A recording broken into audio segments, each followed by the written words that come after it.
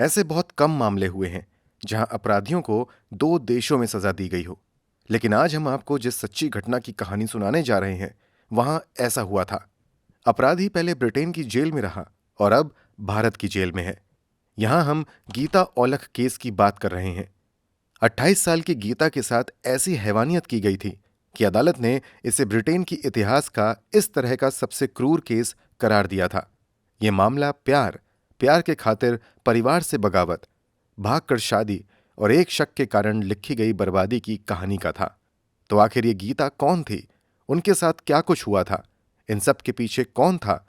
इस पूरे मामले का खुलासा कैसे हुआ और अपराधी के भारत और ब्रिटेन दोनों देश की जेल में रहने की पूरी कहानी क्या है? चलिए जानते हैं सब कुछ डिटेल से इस वीडियो में। उससे पहले क्राइम की कहानी चैनल को जल्दी से सब्सक्राइब कर बेल आइकन दबा लें। दोस्तों, जैसा कि हमने बताया, यह कहानी गीता औलख नाम की एक महिला की है। गीता का जन्म वैसे तो ब्रिटेन में हुआ था, लेकिन गीता के माता पिता मूल रूप से भारत के पंजाब से थे। मां का नाम कमलजीत सिंह और पिता का नाम लखविंदर सिंह था। लखविंदर सिंह काफी पहले ही बेहतर जिंदगी की तलाश में पंजाब से ब्रिटेन चले गए थे। ब्रिटेन आकर वो काफी मेहनत करते हैं और अपने दम पर ज्वेलरी का बिजनेस शुरू करते हैं। फिर मेहनत और किस्मत के बल पर उनका ये बिजनेस काफी तेजी से बढ़ता है। उनकी गिनती ब्रिटेन में एक धनी भारतीय के तौर पर होने लगती है। गीता का जन्म 1982 में हुआ था। इनकी पढ़ाई लिखाई ब्रिटेन में ही होती है। पढ़ाई के साथ साथ गीता अपने पिता के बिजनेस में हाथ बटाना भी शुरू कर देती हैं। साल 1998 के आसपास तक इस परिवार में सब कुछ काफी अच्छे से चल रहा होता है। परिवार के लिए चीजें तब अचानक से बदल जाती हैं जब उन्हें पता चलता है कि परिवार की छोटी बेटी गीता औलख की जिंदगी में किसी लड़के की एंट्री हो गई है। ये लड़का हरप्रीत सनी औलख था। हरप्रीत भी पंजाब का ही रहने वाला था। हरप्रीत का परिवार यहाँ खेती बाड़ी करके अपना गुजारा करते थे। कुछ समय तक हरप्रीत भारत में ही इधर उधर काम करता है और फिर अच्छी नौकरी की तलाश में विजिट वीजा पर ब्रिटेन चला आता है। ब्रिटेन आने पर 1999 के आसपास उसकी मुलाकात गीता औलख से होती है। पहले दोस्ती होती है और फिर देखते ही देखते यही दोस्ती प्यार में बदल जाती है। जल्द ही गीता और हरप्रीत औलख के प्यार की भनक घरवालों को भी लग जाती है। परिवार वाले इस रिश्ते का काफी विरोध करते हैं। विरोध के कई कारण थे। सबसे बड़ा कारण यह था कि हरप्रीत ब्रिटेन वीजा पर गया था। वीजा एक्सपायर होने के बावजूद वो भारत नहीं लौटता है, बल्कि अवैध रूप से ब्रिटेन में ही रहने लगता है। इसके अलावा उसके पास कोई परमानेंट जॉब नहीं थी और ना ही रहने का कोई ठिकाना था। परिवार वाले बेटी को समझाने का पूरा प्रयास करते हैं, लेकिन गीता कुछ भी सुनने के लिए तैयार नहीं होती है। वो इस जिद पर अड़ जाती है कि अगर शादी करेगी तो हरप्रीत से ही करेगी। हालांकि तब परिवार वाले कुछ समय बाद बेटी को किसी तरह मनाने में कामयाब हो जाते हैं। लेकिन साल 2000 में एक दिन मौका मिलते ही गीता हरप्रीत के साथ ब्रिटेन से भागकर बेल्जियम चली जाती है। वहीं ये दोनों शादी कर लेते हैं। गीता के इस कदम से परिवार वाले काफी दुखी होते हैं। वो लगभग गीता से अपना रिश्ता तोड़ लेते हैं। इसी बीच 2001 में गीता मां भी बन जाती है और एक बेटे को जन्म देती है। बेटे के जन्म के बाद वो वापस ब्रिटेन चली आती है और वेस्ट लंदन के ग्रीनफोर्ड इलाके में रहने लगती है। 2003 में गीता अपने दूसरे बेटे को जन्म देती है। परिवार बड़ा होता है तो खर्च भी बढ़ते हैं, इसलिए गीता एक अच्छी नौकरी की तलाश में लग जाती है। उसे सनराइज रेडियो में रिसेप्शनिस्ट की नौकरी मिल जाती है। इन सब के बीच समय बीतता जाता है और आ जाता है साल 2009। गीता के घर से भागकर शादी करने की वजह से परिवार वाले जरूर नाराज हुए थे और उन्होंने तब अपनी बेटी से रिश्ता तोड़ लिया था। लेकिन बीतते समय के साथ उनकी कड़वाहट दूर हो जाती है और आपस में सभी एक हो जाते हैं। 2009 में गीता के एक रिश्तेदार की शादी भारत में तय होती है। इसी शादी में भाग लेने के सिलसिले में वो 2009 को मई महीने में भारत भी आती है। भारत से वापस जाने के कुछ महीनों के बाद यानी नवंबर में गीता औलख के साथ कुछ ऐसा होता है जिसकी कल्पना शायद उन्होंने कभी नहीं की थी। तारीख थी 16 नवंबर 2009। शाम के लगभग 6:15 बजे गीता अपने रेडियो स्टेशन से निकलती हैं। बस पकड़कर वेस्ट लंदन के ग्रीनफोर्ड तक चली आती हैं। यहां से कुछ ही दूरी पर गीता के दोनों बच्चों का स्कूल था। इस समय गीता के बड़े बेटे की उम्र लगभग 10 साल और छोटे बेटे की उम्र 8 साल हो चुकी थी। ड्यूटी से वापस आने के बाद अक्सर गीता स्कूल से दोनों बच्चों को लेकर घर जाती थी। बस से उतरकर जैसे ही गीता स्कूल की तरफ बढ़ने लगती हैं, तभी एक तेज रफ्तार कार उनके सामने आकर रुकती है। गीता को समझ पाती उससे पहले ही कार में बैठा एक व्यक्ति उतरता है और एक धारदार हथियार से अचानक गीता के सर पर हमला करता है। हमले से बचने के लिए गीता अपना हाथ माथे तक लेकर जाती हैं, लेकिन हमला इतना जोरदार होता है कि उस हथियार की चोट की वजह से गीता का हाथ कटकर वहीं पर अलग हो जाता है। उसके सर में भी काफी तेज चोट लगती है। शाम और सन्नाटा होने की वजह से गीता की मदद के लिए चिल्लाने के बावजूद वहां पर कोई नहीं आ पाता है। अगले 3 मिनट तक कार से आया युवक गीता के साथ मारपीट करता रहता है। जब उसे लगता है कि गीता मर गई है, तब वो कार में सवार होकर भाग जाता है। गीता वहीं सड़क पर गिरकर खून से लथपथ छटपटाती रहती है। थोड़ी देर बाद एक व्यक्ति उधर से गुजर रहा होता है। तब उसकी नजर सड़क किनारे पड़ी गीता पर पड़ती है। तुरंत वो पुलिस और एम्बुलेंस को फोन करके घायल की जानकारी देता है। गीता को अस्पताल ले जाया जाता है। अगले 3 घंटों तक गीता जिंदगी और मौत से लड़ती रहती है, लेकिन डॉक्टरों की पूरी कोशिश के बावजूद गीता की डेथ हो जाती है। डेथ की वजह थी कि हाथ कटने की वजह से काफी खून बह चुका था और सर पर जोरदार चोट की वजह से कई हड्डियां टूट गई थीं। जल्द ही गीता की मौत की जानकारी उसके माता पिता के साथ साथ पति हरप्रीत औलख को भी दे दी जाती है। रिपोर्ट्स के मुताबिक इस समय हरप्रीत एक पब में पार्टी करने गया हुआ था। पत्नी की मौत की खबर मिलते ही हरप्रीत पुलिस वालों के सामने चीखें मारकर रोना शुरू कर देता है। रोते हुए हरप्रीत की हालत इतनी ज्यादा खराब हो जाती है कि दूसरे लोग उसे सहारा देकर संभालते हैं। जल्द ही पुलिस पूरी मेहनत से इन्वेस्टिगेशन में लग जाती है। इन्वेस्टिगेशन में सबसे बड़ी समस्या ये थी कि पुलिस के पास ना तो कोई गवाह था और ना कोई सबूत। आसपास के सीसीटीवी फुटेज में भी कोई खास जानकारी नहीं थी। शुरुआती इन्वेस्टिगेशन में जब पुलिस वालों को बहुत कुछ नहीं मिलता है, तब वो आसपास के घरों में जाकर पूछताछ करना शुरू करते हैं। यहीं घटनास्थल से थोड़ी दूर पर मौजूद एक घर का बच्चा पुलिस वालों को जानकारी देता है कि ठीक 7 बजे के आसपास उसने किसी महिला की चीखने की आवाज सुनी थी।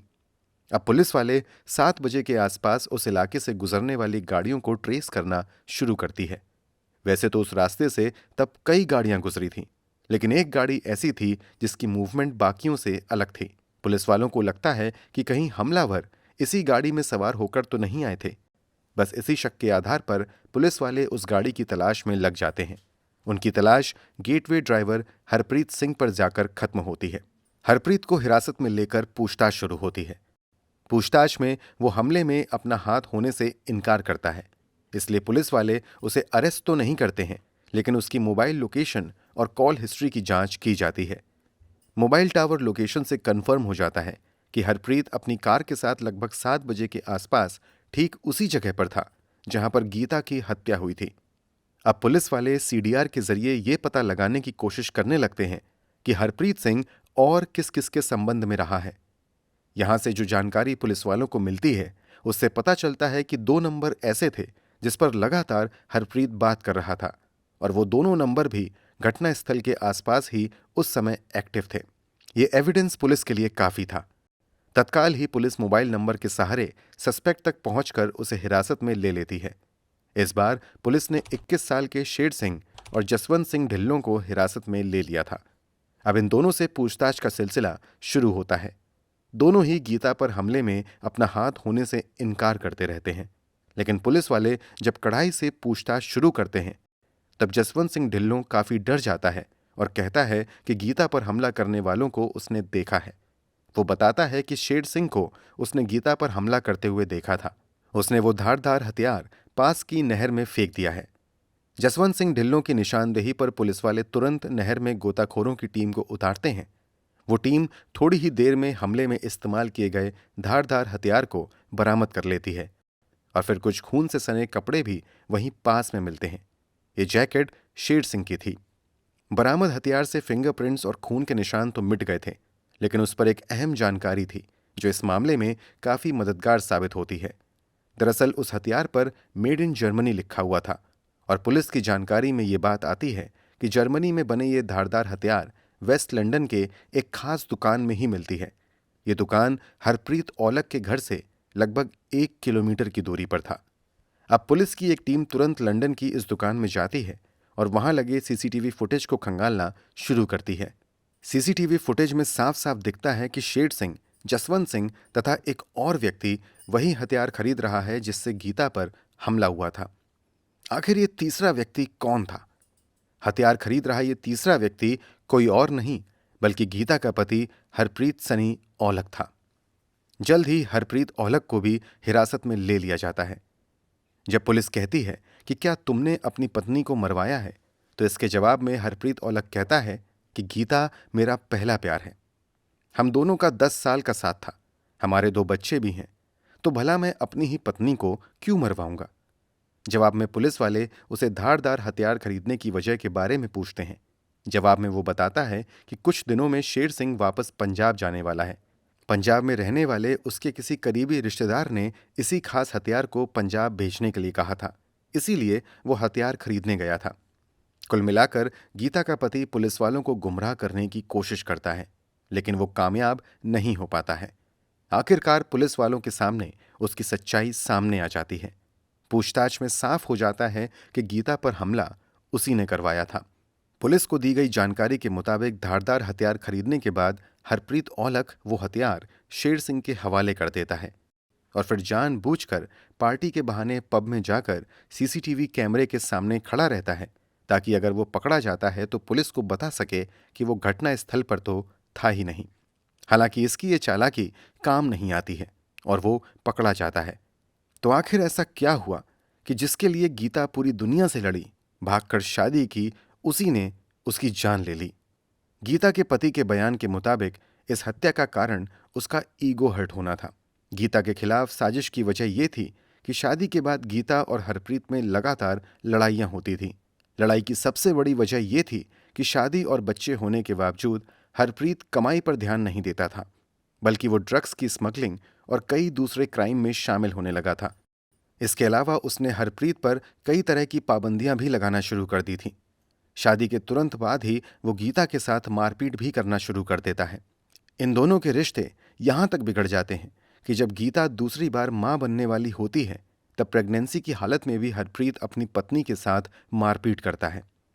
किसी तरह गीता लगभग 10 साल तक हरप्रीत औलख के साथ रिश्ते में रहती है, लेकिन जब वो 2009 में शादी के सिलसिले में भारत आती है, तो अपने परिवार वालों से हरप्रीत के व्यवहार के बारे में विस्तार से बात करती है और कहती है कि अब वो और इस रिश्ते में नहीं रह सकती है।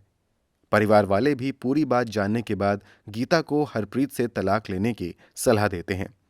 इस कारण भारत से वापस ब्रिटेन जाते ही गीता अपने पति हरप्रीत औलख से अलग रहने लगती है।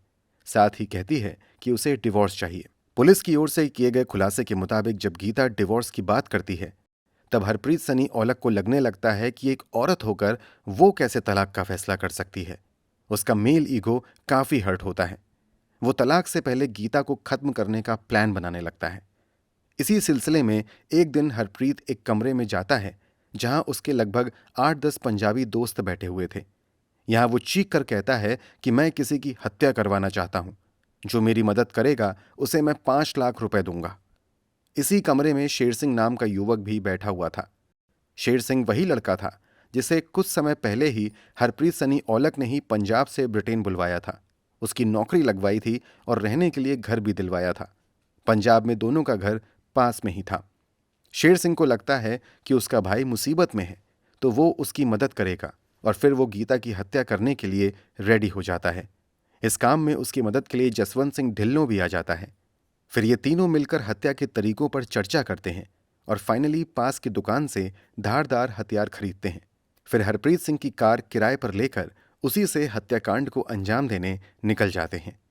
गीता के रूटीन के बारे में उसके पति को अच्छे से जानकारी थी। वो सभी जानकारी शेर सिंह और जसवंत सिंह ढिल्लों तक भी पहुंचा देता है। दोनों इस समय के मुताबिक मौके पर पहुंचकर इंतजार करते रहते हैं और फिर जैसे ही गीता आती है, तलवार से काटकर उसकी हत्या कर देते हैं। इस पूरे खुलासे के बाद गीता के पति समेत कुल 4 लोगों को गिरफ्तार कर लिया जाता है और फिर अदालत में इस मामले की सुनवाई शुरू होती है।